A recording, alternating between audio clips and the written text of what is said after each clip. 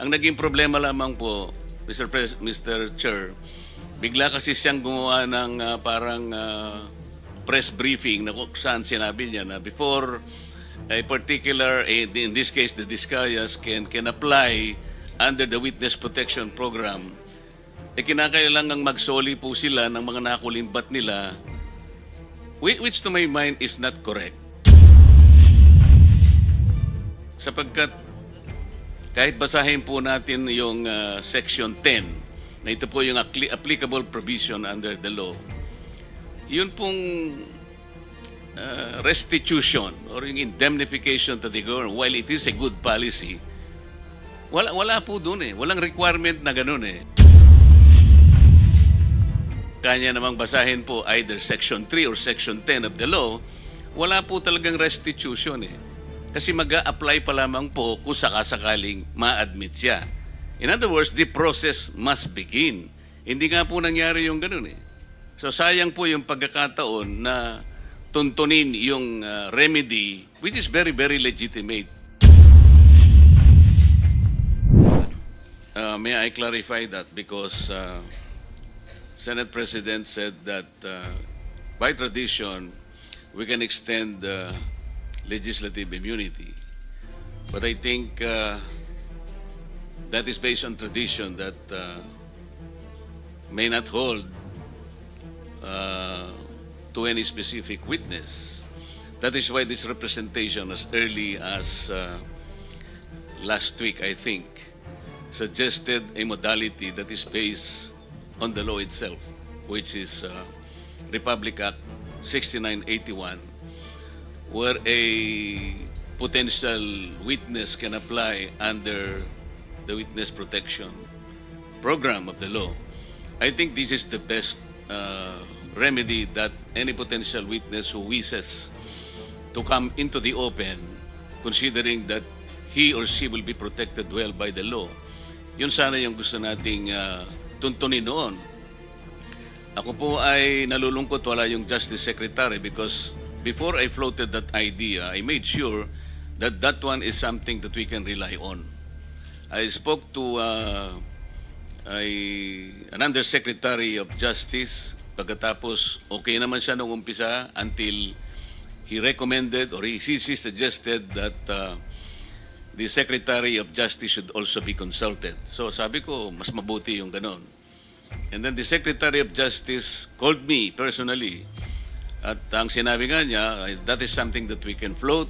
We can encourage people like that. Kasi pagkakaalam ko, ang Senado, magkabakas naman tayo kasi ngayon we are pursuing the Whistleblower Act na sana'y ma-ratify ng Senate as soon as possible. So sa aking pagkakaalam po ay sinabi niya na this is a route that a potential witness can take. Of course, subject to the application kung siya ay eventually be admitted. Kung sakasakali namang hindi siya ma-admit, wala pong problema doon. However, sabi ko sa kanya, we need to go into the process, which he agreed. Ang naging problema lamang po, Mr. Chair, bigla kasi siyang gumawa ng parang press briefing na kung saan sinabi niya na before a particular, in this case, the Discayas can apply under the Witness Protection Program, kinakailangang magsoli po sila ng mga nakulimbat nila, which to my mind is not correct. Sapagkat kahit basahin po natin yung Section 10, na ito po yung applicable provision under the law, yun pong restitution or yung indemnification to the government, while it is a good policy, wala po dun eh. Walang requirement na ganun eh. Kaya nga, ang sabi ko, kung nandito sana siya, I could have confronted him personally. Magkaibigan naman po kami. Hindi ko malaman kung bakit siya tumaliwas doon sa usapan namin. At abogado naman siya, kayang-kanya namang basahin po either Section 3 or Section 10 of the law. Wala po talagang restitution eh. Kasi mag-a-apply pa lamang po kung sakasakaling ma-admit siya. In other words, the process must begin. Hindi nga po nangyari yung ganun eh. So sayang po yung pagkakataon na tuntunin yung remedy, which is very, very legitimate. under the law. So inconsistent po yung sinasabi natin ngayon na we can provide legislative immunity but they aren't May I immune respond, from perjury. Senator Marcoleta? Thank you, Mr. Chair. Okay. Magkaiba po yung legislative immunity kesa doon sa pagiging state witness. Yung legislative immunity does not extend to prosecution. Ang sinasabi lang natin, lahat ng sasabihin niya rito, maski incriminate niya yung sarili niya, hindi pwedeng gamitin sa kanya. Yun lang po yung legislative immunity. Yung sinasabi niyo po ay yung ma-admit sa witness protection program at pwede siyang tanggapin ng DOJ bilang isang ordinary witness or as an accused na pwedeng i-discharge ng korte as a state witness. Tama Magkaiba po, po Mr. yun. Chair. Kaya Tama wag niyo po. pong paghaluin kasi Hindi ko sandali lang po. Wala po tayong jurisdiction doon sa pag-admit sa witness protection program. Under the law, pwede lang tayo mag-recommend. Pero iba po yung pag-uusapan natin, legislative immunity which is implied or inherent sa Congress or sa Senate for that matter, na kasi meron tayong power of contempt, pwede i-extend yan sa power din to dito. Pero may mga ruling din po dito ang Korte Suprema. At wala naman pong nagdudulog sa Supreme Court. Ginagawa natin ito, as I said, for the longest time, wala naman pong nagko-question. So kung meron magko-question, then we will allow or we'll just wait for the Supreme Court to issue a ruling in this regard. Pero wag po natin pagaluin yung witness protection program sa legislative immunity. Domain lang po natin yung legislative immunity. Now, if anybody wants to question that authority or power, which is inherent, sabi ko nga, no, hindi ito klaro na may power tayo kasi wala naman po talaga sa batas.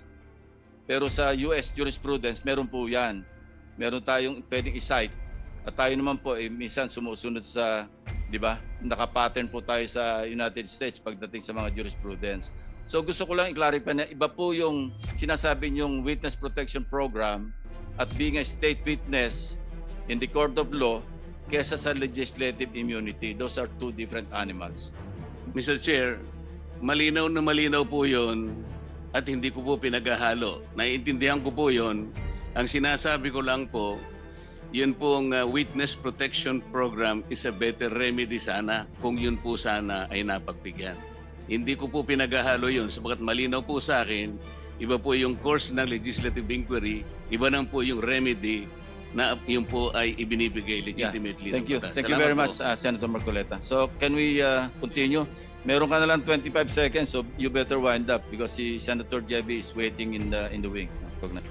May I clarify that because Senate President said that by tradition, we can extend legislative immunity.